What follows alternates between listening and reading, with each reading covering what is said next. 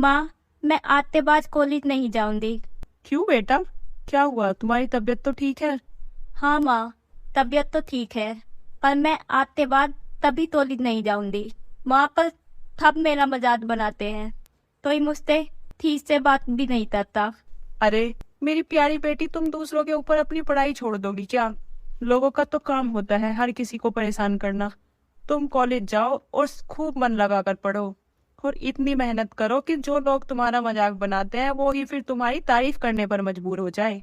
प्रिया अपनी माँ की बातों को ध्यान रखकर पढ़ाई में खूब मेहनत करती है। ना दिन देखती है, बस पढ़ाई करने में ही लगी रहती है। ऐसे ही पूरा साल निकल जाता है और देखते ही देखते उसके रिजल्ट वाला दिन आ जाता है। प्रिया सुबह से ही आज टेंशन में दिख रही थी। तभी उसकी माँ उससे कहती है, क्या हुआ बेटा, तुम इतनी परेशान क्यों लग रही हो? माँ, आज मेरा रिजल्ट आ रहा है और मुझे इसी बात की टेंशन हो रही है। पता नहीं मेरा रिजल्ट कैसा रहेगा। चल पागल, तू टेंशन क्यों ले रही है? तूने रात दिन मन लगाकर पढ़ाई की है, आज तो तू देख कॉलेज टॉप करेगी। और फिर क्या था, प्रिया की माँ की बात कही तो सच ही हो जाती है। प्रिया अपने कॉलेज में फर्स्ट नंबर पर आती है। आती भी कैसे ना, उसने इतनी मेहनत जो की थी, सब उसकी मेहनत का ही तो फल था। और अब जो कॉलेज में कल तक उसका मजाक बनाते थे, वो सब उसकी तारीफ करने में लगे थे। उसकी क्लास के सभी बच्चे उससे दोस्ती करना चाहते थे। ऐसे ही समय बीतता जाता है। अब प्रिया की माँ को प्रिया की शादी की चिंता दिन रात सताने लगी थी। तभी वो प्रिया के पापा से कहती है, सुनिए जी, मुझे तो प्रिया की शादी की चिंता हो रही है। पता नहीं उसके तोतलेपन की वजह से उससे कोई शादी करने के लिए तैयार भी होगा या नहीं। अरे भाग्यवान, तुम परेशान क्यों होती हो? भगवान ने चाहा तो बहुत जल्द किसी अच्छे लड़के से हमारी बेटी की शादी भी हो जाएगी। तुम्हें तो पता है हमारी बेटी कितनी गुणी है। तुम चिंता मत करो, मैं कल ही पंडित जी को घर बुलाता हूँ और उनसे किसी अच्छे रिश्ते के बारे में बात करता हूँ। अगले दिन पंडित जी प्रिया के घर आ जाते हैं। अरे शर्मा जी, आपने मुझे कैसे याद किया? आज कोई पूजा पाठ घर में कराना है क्या? नहीं नहीं पंडित जी, आप तो जानते हैं प्रिया की शादी की उम्र हो रही है, बस इसी बारे में आपसे बात करनी है। आप तो जानते ही हैं प्रिया की कमी के बारे में। ओहो, प्रिया बेटी के लिए लड़का देखना है। मेरी नज़र में एक बहुत अच्छा समझदार लड़का है। पहले मैं उससे बात कर लेता हूँ, उसे प्रिया के बारे में सब बात बता भी दूंगा। अगर वो तैयार होता है तो फिर कल उसे आपके घर भेज दूंगा। आप सब मिल भी लेना उससे। ठीक है पंडित जी, पहले आप बात कर लेना, फिर हमें बता देना, जैसे भी होगा देख लेंगे। पंडित जी इतना कहकर वहां से चले जाते हैं।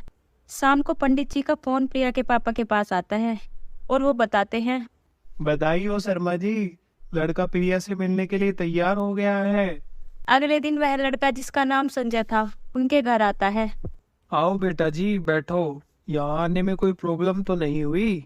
अरे नहीं नहीं अंकल जी, कोई दिक्कत नहीं हुई। तभी प्रिया के पापा संजय से कहते हैं, बेटा ये हमारी बेटी प्रिया है, हर काम में बहुत होशियार है और पढ़ाई में तो इतनी ज्यादा कि इसने पूरा कॉलेज ही टॉप किया था। संजय को प्रिया देखते ही बहुत पसंद आती है और उसे उससे बात करके भी बहुत अच्छा लगता है। वो प्रिया के पापा से कहता है, अंकल जी, मुझे आपकी बेटी बहुत पसंद है, मैं प्रिया से शादी करने के लिए तैयार हूँ। फिर क्या था, सब बहुत खुश होते हैं और कुछ दिनों बाद संजय और प्रिया की शादी हो जाती है। प्रिया विदा होकर संजय के घर चली जाती है। दोनों एक दूसरे के साथ खुशी खुशी रह रहे थे। तभी कुछ दिनों बाद संजय की बड़ी बहन जो यूएस में रहती थी वहां आती है।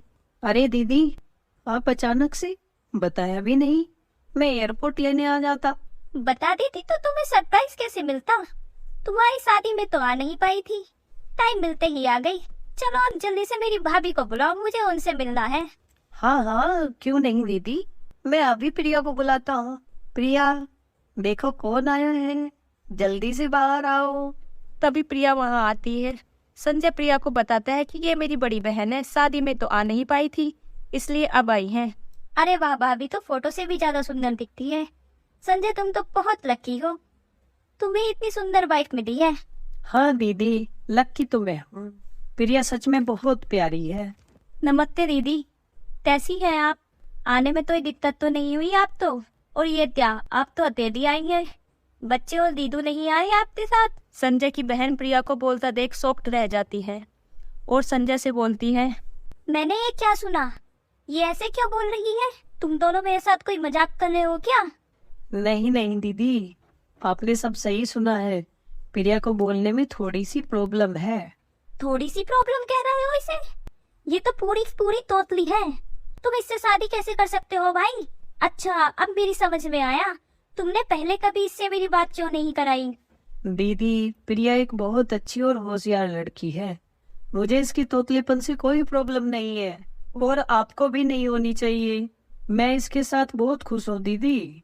कुछ देर दोनों भाई बहन में ऐसे ही प्रिया को लेके बहस होती है और फिर गुस्से में उसकी बहन वहां से अपने कमरे में चली जाती है। अगले दिन प्रिया नाश्ता लेके सपना के कमरे में जाती है। लो दीदी, नाश्ता कर लीजिए। आप जब से आई आपने कुछ नहीं खाया है। मैं जानती हूँ आप मुझसे नाराज हैं, पर थाने से तैसे गुस्सा। ऐसे ही कुछ दिनों तक चलता रहता है और सपना को भी अब प्रिया थोड़ी थोड़ी पसंद आने लगी थी, क्योंकि प्रिया सबका अच्छे से ध्यान रखती, घर भी संभालती और संजय के ऑफिस के काम में भी उसकी हेल्प करती थी। सपना मन ही मन सोचती है, प्रिया वाकई एक अच्छी लड़की है। मैंने उसके साथ अच्छा बर्ताव नहीं किया। वो मेरे भाई का भी कितने अच्छे से ध्यान रखती है और हर काम में उसके साथ खड़ी रहती है। सपना को अपनी गलती का एहसास होता है और वो प्रिया से सॉरी बोलती है। तो दोस्तों, कैसी लगी आपको हमारी ये आज की कहानी? अगर आपको हमारी